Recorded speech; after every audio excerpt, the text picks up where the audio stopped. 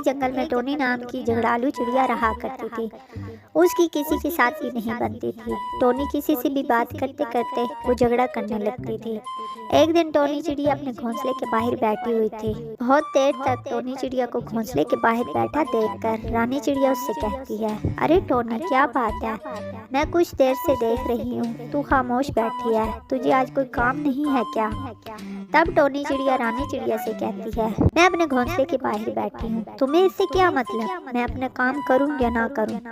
अगर तुम्हें मेरे काम की इतनी ही फिक्र हो रही है तो तुम कर दो मेरे काम।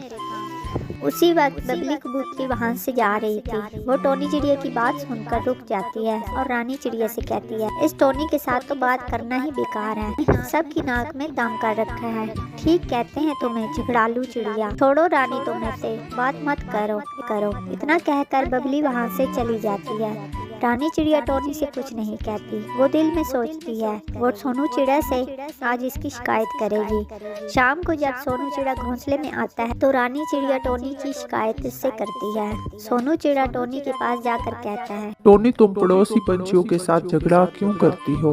मैं तो दिन भर काम पर रहता हूँ, तुम उस घोंसले में अकेली रहती हो। अगर तुम इसी तरह सबसे झगड़ा करोगी तो कौन तुम्हारे दुख सुख में तुम्हारा साथ देगा?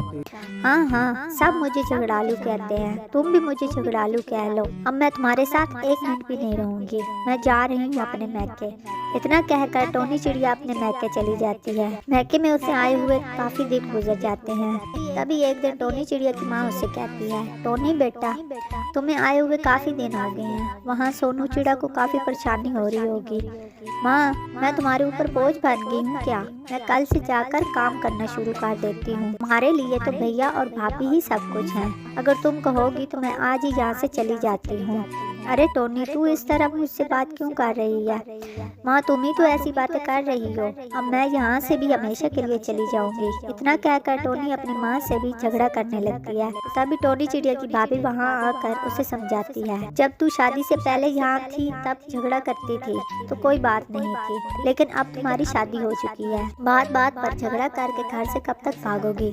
एक दिन ऐसा ना हो सोनू चिड़िया तुमसे तंग आकर दूसरी शादी कर ले और तुम पछताती रह जाओ। अब भी कुछ नहीं बिगड़ा, जाओ और जाकर सोनू चिड़िया से माफी मांग लो। अपनी भाभी की बातें सुनकर टोनी चिड़िया को अपनी गलती का एहसास हो जाता है और वो जल्दी से अपने घर वापस आ जाती है। टोनी चिड़िया सोनू चिड़िया से माफी मांगती है, सोनू जी मुझे माफ कर, आगे से मैं किसी से झगड़ा नहीं करूंगी। सोनू उसे माफ कर देता है क्योंकि टोनी को अपनी गलती का एहसास हो गया था।